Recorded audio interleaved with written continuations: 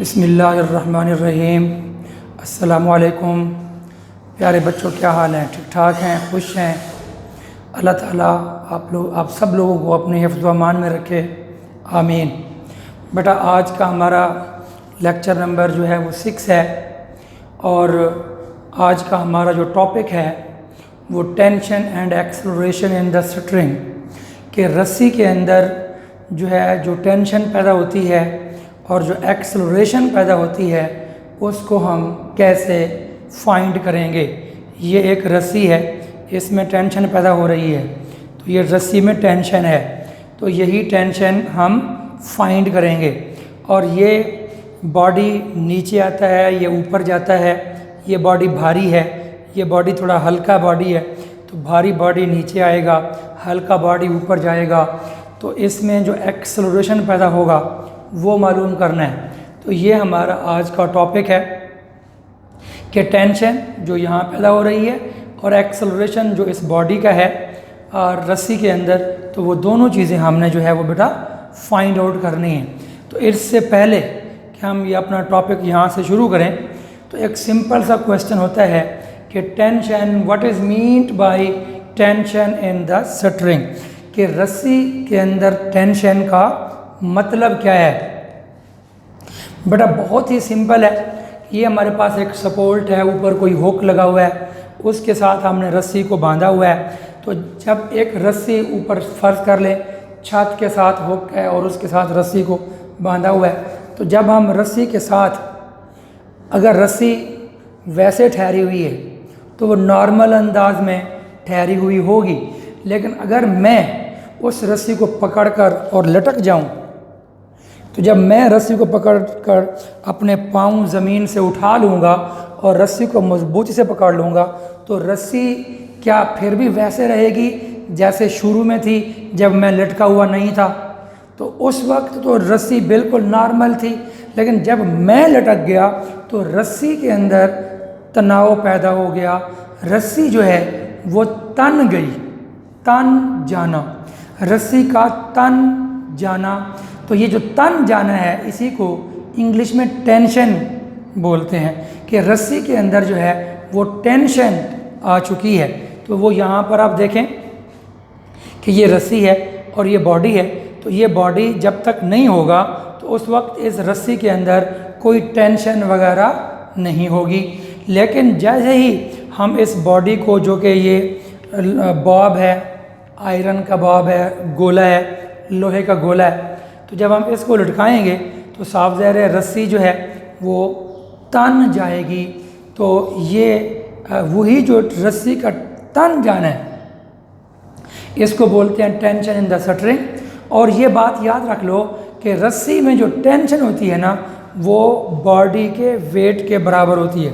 तो अगर बॉडी का वेट, याद कर लें, बॉडी का वेट है 10 न्यूटन, फ़र्ज़ करें कि इस बॉडी का वेट 10 न्यूटन है। मसलन अगर इसका मैस 1 किलोग्राम मैस हो, तो 1 किलोग्राम मैस और जी की वैल्यू 10 होती है, तो 10 × 1 10, तो वेट बन जाएगा 10 न्यूटन।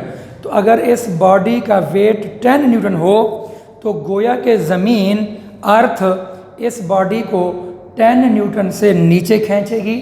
तो जब ये बॉडी नीचे जाएगा, तो चूंकि बॉडी रस्सी से लटका हुआ है और रस्सी ऊपर छत से लटकी हुई है, तो बॉडी तो नीचे नहीं जा सकता। तो फिर इस पूरी रस्सी के अंदर हर नुक्ते के ऊपर, ये बात याद कर लें, इस पूरी रस्सी में हर जगह पर, यहाँ पर, यहाँ पर, यहाँ पर, इस तरीके से ये मैंने नुक्ते लगा दिए हैं। और जहाँ मैंने नुक्ते नहीं लगाए, ये सारा साफ ज़ाहिर है ये है तो रस्सी, तो हर नुक्ते के ऊपर 10 न्यूटन की टेंशन पैदा हो जाएगी, ये यहाँ पर। तो यही चीज़ यहाँ पे लिखी हुई है। तो consider a body of mass m, कि एक बॉडी है और उसका जो मैस है वो m है, is suspended by a string as shown in the figure. तो उसको हमने रस्सी से लटका दिया है। Let W be the weight of body, कि इसका वेट W है, कुछ भी हो सकता है। तो as body is at rest, चूंकि ये बॉडी रेस्ट में है, ना वो नीचे जा रहा है ना वो ऊपर जा रहा है, बल्कि वो रेस्ट में है। तो according to third law of motion, tension in the string must be equal but opposite to the weight. तो जो इसमें टेंशन होगी तो ये एक्शन होगा और वो रिएक्शन होगा।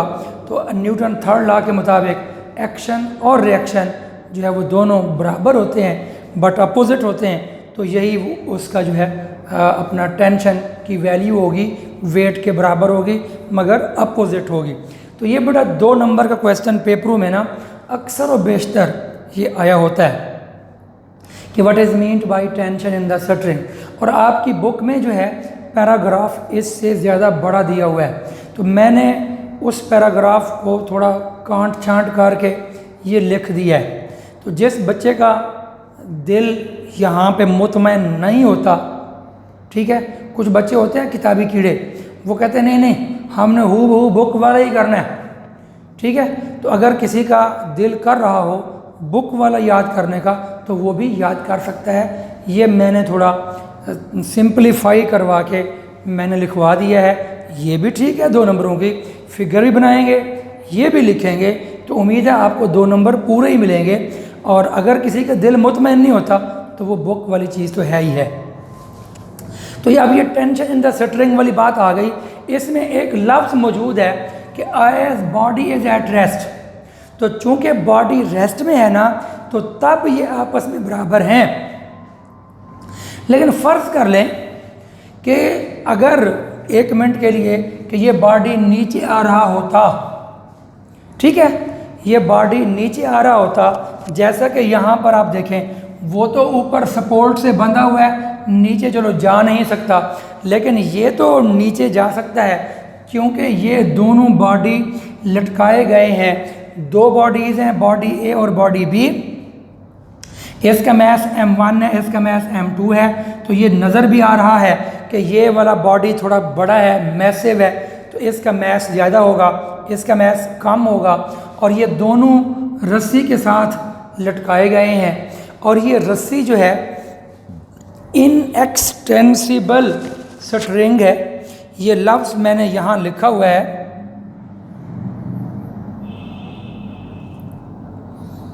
तो ये इनएक्सटेंसिबल स्ट्रिंग यानी ये ऐसी रस्सी है कि बाज़ औक़ात प्लास्टिक की भी रस्सी होती है, यानी प्लास्टिक की चीज़ हो तो अगर प्लास्टिक की चीज़ हो उसको जब कोई चीज़ लटकाएंगे तो वो उसकी लंबाई में इजाफा हो जाएगा, लेकिन इसके अंदर इजाफा नहीं होगा।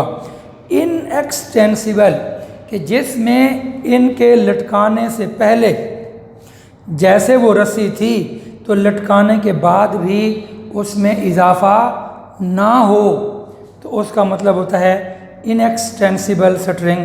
ऐसी रस्सी जिसके साथ इन बॉडीज़ को लटकाएं तो उसकी लंबाई में इजाफा ना हो।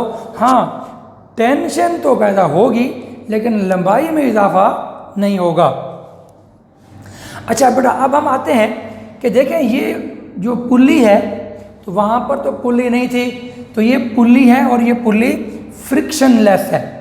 फ्रिक्शनलेस का मतलब है कि जिसके अंदर रगड़ नहीं है, यानी हमने इस पुल्ली को ऑयल वगैरह डाल के इतना ज़बरदस्त कर दिया है कि अगर हम इस पुल्ली ये धागा वगैरह उतार लें, ये बॉडी भी उतार लें और इस पुल्ली को मैं यूँ थोड़ा सा उंगली से यूँ मारूं तो ये पुल्ली यूँ एंटी क्लॉकवाइज, अगर इधर से मारूंगा तो ये क्लॉकवाइज बड़ी देर तक घूमती रहती है।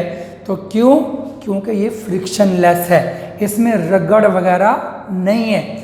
और अगर इसमें रगड़ हो, जैसे चीज़ें इस्तेमाल ना करें तो पड़े पड़े उनमें जंग लग जाता है, तो अगर इसमें रगड़ हो, फ्रिक्शन हो, फिर तो इसको मैं अगर यूँ हाथ मारूंगा तो थोड़ी देर घूमेगी, रुक जाएगी, और अगर यूँ हाथ मारूंगा तो ऐसे घूमेगी फिर रुक जाएगी और बड़ा जल्दी रुक जाएगी, तो वो होगी फ्रिक्शन वाली पुल्ली। तो यहाँ हमारे टॉपिक के अंदर फ्रिक्शन लेस पुल्ली चाहिए कि जिसको एक मरतबा आप ऐसे आप हाथ मारें तो वो घूमना शुरू कर दे, बड़ी देर तक वो घूमती रहे। तो बहरहाल ये फ्रिक्शनलेस पुली है और इसके ऊपर से ये धागा या रस्सी गुजार दी गई है जो कि इनएक्सटेंसिबल है। और चूँकि ये बॉडी भारी है और ये बॉडी हल्का है तो ये रस्सी नीचे आएगी और ये बॉडी नीचे आएगा और ये वाला बॉडी ऊपर जाएगा। एक बात अब इसमें होगा ये कि जितना तेज़ी के साथ, जितने एक्सेलरेशन के साथ ये बॉडी नीचे जा रहा होगा, उसी एक्सेलरेशन के साथ ये बॉडी ऊपर जा रहा होगा। तो इसलिए ये वाला एक्सेलरेशन ए और ये वाला acceleration A, they have same magnitude. क्यों? ये तो नहीं हो सकता कोई बच्चा ये कहे सर ये तो बड़ा, इसका तो एक्सेलरेशन है तो वो बहुत ज़्यादा है और ये बहुत स्लो है इसका एक्सेलरेशन। ऐसा नहीं हो सकता। तो जितनी तेज़ी से ये बॉडी नीचे आएगा उतनी तेज़ी से ये बॉडी ऊपर जाएगा। तो दोनों के अंदर वेलोसिटी का चेंज भी सेम होगा और दोनों के अंदर जो एक्सेलरेशन पैदा होगा वो भी सेम होगा। तो ए और ए सेम है और टेंशन भी सेम है।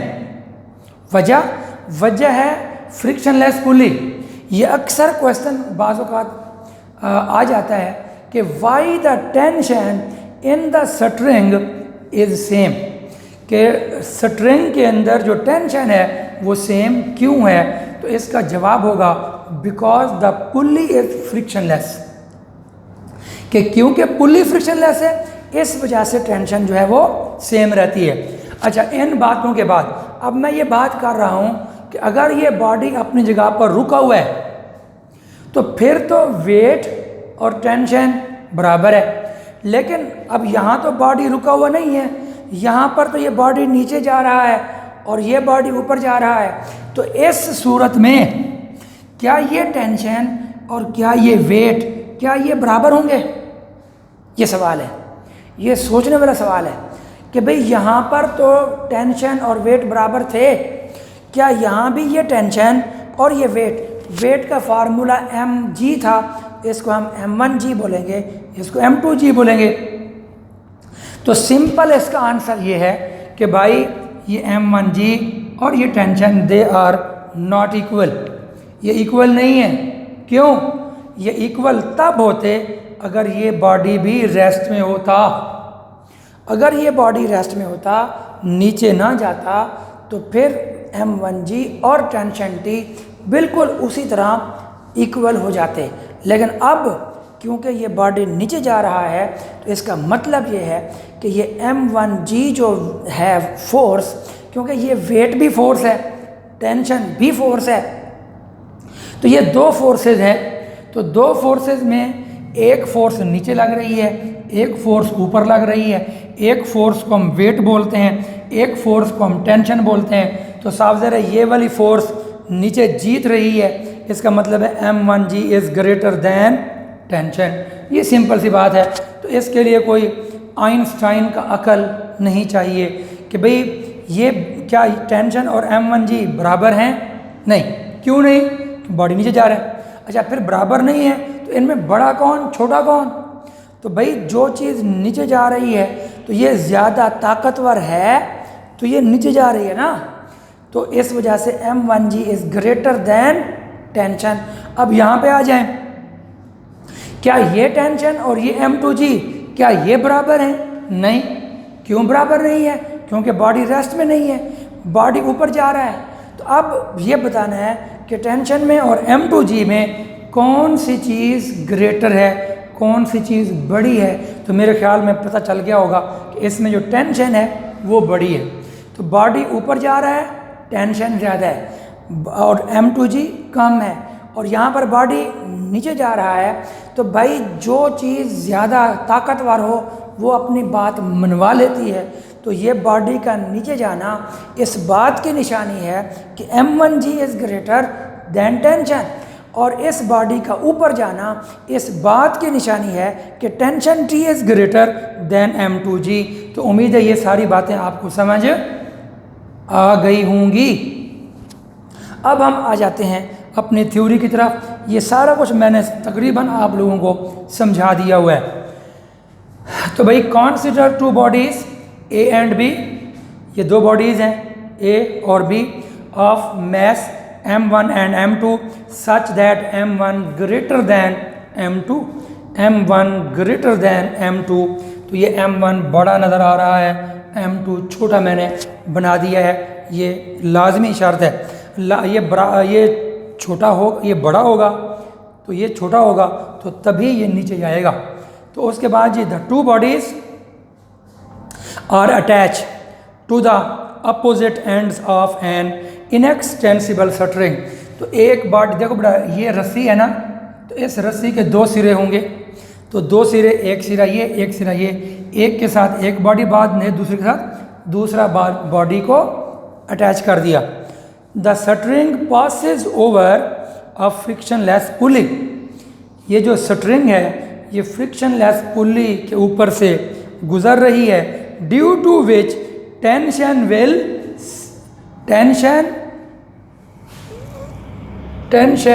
Will be same throughout the string. यही बात मैं अभी आपको समझा चुका हूँ कि ये टेंशन सेम क्यों है, क्योंकि पुल्ली जो है वो फ्रिक्शनलेस है। The string passes over a frictionless pulley due to which tension will be same throughout the string. अच्छा, अब अगली बात दोबारा करेंगे कि as m1 greater than m2, क्योंकि m1 बड़ा है m2 से, so body A moves downward. तो जो बॉडी ए होगा वो डाउनवर्ड मूव करेगा विद सम एक्सेलरेशन ए, और उसका एक्सेलरेशन क्या होगा बेटा, ए होगा। At the same time body B moves upward with same acceleration A. तो जिस ए के साथ ये नीचे आएगा उसी ए के साथ ये ऊपर जाएगा। ये बात यहाँ लिखी हुई है। अब उसके बाद ये सिंस बॉडी ए, ये जो बॉडी ए है मूव्स डाउनवर्ड, तो चूंकि ये नीचे जा रहा है तो इसका मतलब ये हुआ कि so its weight m1g is greater than tension t in the string. इसलिए मैंने इसको रेड लाइन में लिख दिया है, चूंकि ये बड़ी अहम बात है कि भाई चूंकि ये बॉडी नीचे जा रहा है तो m1g is greater than tension. Since body A moves downward its weight m1g, ये वाला is greater than tension t in the string. तो जब ये हो जाए तो नेट फोर्स, तो एक फोर्स ये है, एक फोर्स ये है, ये फोर्स ज़्यादा है, ये फोर्स कम है। तो नेट फोर्स निकालने के लिए क्या करेंगे, फिर बड़ी फोर्स में से छोटी फोर्स को माइनस कर देंगे। तो net force acting on body A, उसको F बोलेंगे, और F बराबर है m1g माइनस टी। तो इस बड़ी फोर्स में से इस छोटी फोर्स को हमने माइनस कर दिया according to second law, Newton second law. तो F की कीमत क्या होती है, ma। F is equal to ma होता है। इस F की जगह पर ma लगा दिया, और यहाँ पर चूँकि दो मैसेज हैं तो m1a बोलेंगे इसको। तो ये ग्रीन कलर की हमारे पास जो है ये मेन इक्वेशन हमारे पास आ गई। तो उम्मीद है यहाँ तक बात क्लियर हो गई। ऑन द सेम वे कि जिस तरह यहाँ पर since body A moves down, तो since body B moves up, तो ये वाला बॉडी बी जो है ये बॉडी बी मूव्स अप, तो so its weight m2g is less than tension t। तो यहाँ पर वेट लेस होगा, टेंशन ज़्यादा होगी in the string. Net force acting on the body B, जैसे यहाँ पर net force acting on body A था, तो अब F is equal to tension minus m2g।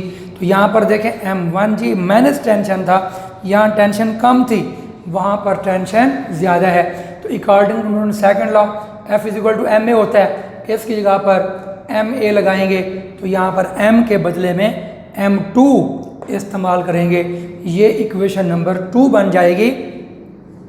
तो इक्वेशन नंबर 1 और इक्वेशन नंबर 2 को वी ऐड, इक्वेशन 1 एंड 2 इन दोनों को ऐड करते हैं, तो m1a plus m2a, m1a plus m2a, तो ये इक्वल के इस तरफ, इक्वल के इस तरफ ये ऐड हो गई। और उसके बाद देखें ये माइनस का टेंशन है, ये प्लस का टेंशन है, ये कैंसिल हो जाएगा, बाकी क्या बचेगा m1g, ये m1g माइनस m2g। फिर सुन लें तमाम बच्चे, ये टेंशन और ये टेंशन कैंसिल हो जाएगी, क्योंकि यहाँ टेंशन माइनस में है, यहाँ टेंशन प्लस में है। तो ये M1G माइनस M2G, M1G ये वाला है। उसके बाद जी यहाँ से A कॉमन ले लें, यहाँ से G कॉमन ले लिया, तो ये G कॉमन लिया, ब्रैकेट लगा दी गई, यहाँ भी ब्रैकेट है। अब चूंकि हमारा क्वेश्चन क्या था, हमारा क्वेश्चन था एक्सेलरेशन और टेंशन, तो पहले हम मालूम कर रहे हैं एक्सेलरेशन, और अभी थोड़ी देर में ये टेंशन भी फाइंड करेंगे बेटा। तो अब A को यहाँ रखें, तो ये वाला M1 प्लस M2 नीचे आ गया। अब देखें यहाँ पर ब्रैकेट डाली थी, तो अब नहीं है, तो ये बटा आ चुका है, और G मैंने यहाँ लिख दिया है। इसका मतलब ये ऊपर के साथ मल्टीप्लाई होगा, इसका मतलब ये नीचे के साथ मल्टीप्लाई नहीं होगा। ये तमाम बच्चे गौर कर लें। तो बहरहाल ये A की वैल्यू आ गई, तो ये हमारा पहला रिज़ल्ट आ गया, एक्सेलरेशन का रिज़ल्ट आ गया कि जी ये है। अच्छा, बाज़ औक़ात कहते हैं जी ग्रेविटी मालूम करें, तो इसी से ना G यहीं रखो इसी जगह पर, तो ये जो बट्टे के नीचे है M1 प्लस M2, इसको इधर ऊपर ले जाओ, और M1 माइनस M2 को बट्टे के नीचे ले जाओ, जैसा कि ये लिखा हुआ है। Also we can write as, तो इसी से G भी फाइंड किया जा सकता है कि G को यहीं रखो, और ये M1 प्लस M2 A के साथ मल्टीप्लाई हो गया, और M1 माइनस M2 बट्टे के नीचे आ गया। तो इस तरीके से आपने A भी मालूम कर लिया और G भी मालूम कर लिया। अगरचे क्वेश्चन के अंदर उसने हमें ये G उसने हमसे नहीं पूछा था, ये हमने वैसे साथ इजाफी फाइंड कर दिया। अब इसके बाद हमारी बात जो बाकी बचती है ना, वो रहती है टेंशन। तो अभी हम बेटा वो टेंशन भी फाइंड कर लेते हैं। तो टेंशन फाइंड करने के लिए बहुत सिंपल है।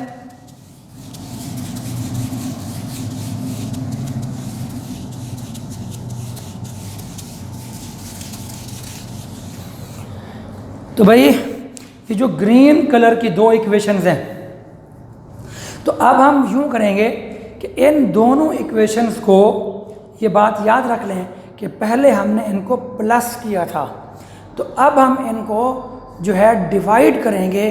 तो जब हम डिवाइड करेंगे ना, तो फिर इसका स्टेप अच्छे खासा होगा। तो वो मैं आपको यहाँ पे चलो हल कर देता हूँ, लेकिन सूरत हाल ये होगी, मैं चलो आपको करके देता हूँ, उसके बाद फिर देखते हैं क्या होता है। तो भाई यहाँ पर देखें,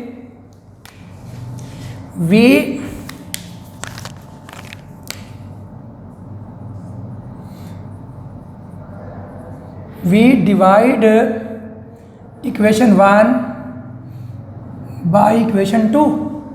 इक्वेशन 1 को इक्वेशन 2 के ऊपर डिवाइड कर देते हैं।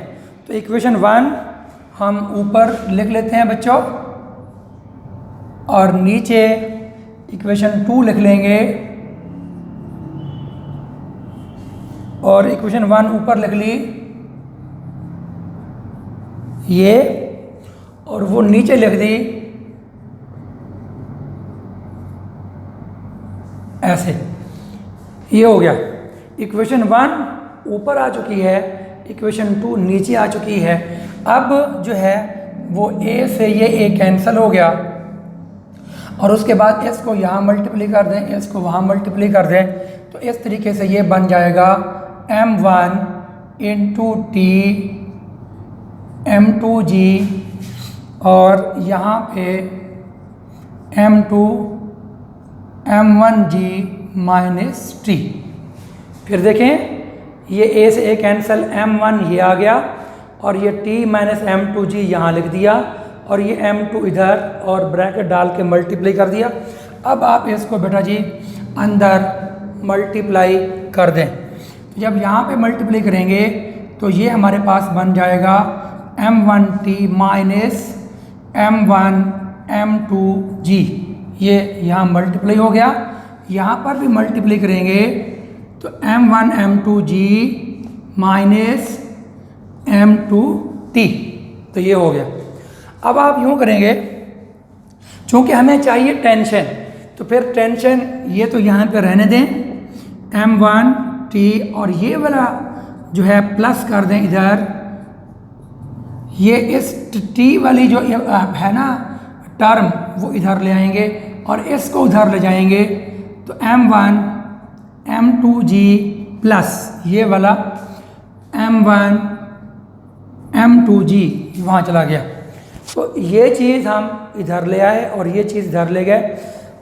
अब यहाँ से टेंशन कॉमन लें, ये और इधर तो ये दोनों रकमें सेम है, m1 m2g और m1 m2g। इसका मतलब ये हुआ 2m1 m2g, ये यूँ हो गया। जैसे होता है ना x प्लस x 2x, तो ये मुकम्मल रकम क्योंकि सेम है, तो m1 m2g और m1 m2g तो वो बन गया 2m1 m2g। अब चूँकि टेंशन मालूम करनी है तो टेंशन यहाँ रहने दें और इसको m1 m2g इधर मैंने साइड पे कर दिया और ऐसे ये हमारे पास टेंशन का रिज़ल्ट आ गया। अब ये आपकी बुक में ना उसने सिर्फ डिवाइड लिखा है, डिवाइड लिखने के बाद फिर ये रिज़ल्ट निकाल दिया है। आपकी बुक के अंदर उसने ये तरतीब से उसको हल नहीं किया हुआ। कोई बच्चा इसको हल करना चाहे तो ये मैंने हल कर दिया है, ना करना चाहे तो फिर आप जो है, जो बच्चा ना करना चाहे वो ये लिखेगा v डिवाइड इक्वेशन 1 और 2 और उसके बाद ये जितना कुछ है, ये जो कुछ मैंने यहाँ लिखा हुआ है ना ये वाला, ये इसके बदले में v divide equation 1 by equation 2 v get, ये भी लिख देंगे वहाँ पर। v गेट के बाद आप चाहे तो ये स्टेप भी लिखें फिर यहाँ ले आएँ, वरना v गेट के बाद डायरेक्ट ये स्टेप लिख दें तब भी ठीक होगा। तो हमारा आज का लेक्चर जो है वो यहीं पे ख़त्म होता है, टेंशन एंड एक्सेलरेशन। तो ये टेंशन का फार्मूला है। बाकी कोई बच्चा टेंशन परेशान ना हो कि सर ये ऊपर था आपने इधर क्यों लिखा है, भाई इसलिए कोई ज़रूरी नहीं है, ऊपर चाहो तो लिख दो। तो ये चीज़ ऊपर ही ज़रब खा रही है, ये नीचे नहीं खाएगी, ये मैंने पहले भी बात समझाई थी। तो बहरहाल इसके साथ ही हमारा आज का लेक्चर जो है बेटा यहीं पे स्टॉप होता है। अपना और दूसरों का ख्याल रखिएगा। फ़ी अमानिल्लाह। अस्सलामु अलैकुम वरहमतुल्लाह। आखिरी बात कि भाई इस मशीन को ना, ये जो सिस्टम हमने बनाया है इसको एटवुड मशीन बोलते हैं। सॉरी, ये आखिर में मुझे बिल्कुल याद आ रहा है, एटवुड मशीन। इस पूरे सिस्टम को ना एटवुड मशीन बोलते हैं फ़िज़िक्स की ज़ुबान में। तो ये साइड में बॉक्स दिया हुआ है, व्हाट इज़ एटवुड मशीन, तो वो भी आपको मैंने समझा दिया है, वहाँ से पढ़ लेंगे। बहरहाल इसके साथ ही हम आज का लेक्चर वंस अगेन ख़त्म करते हैं। फ़ी अमानिल्लाह। अस्सलामु अलैकुम वरहमतुल्लाहि वबरकातुहू।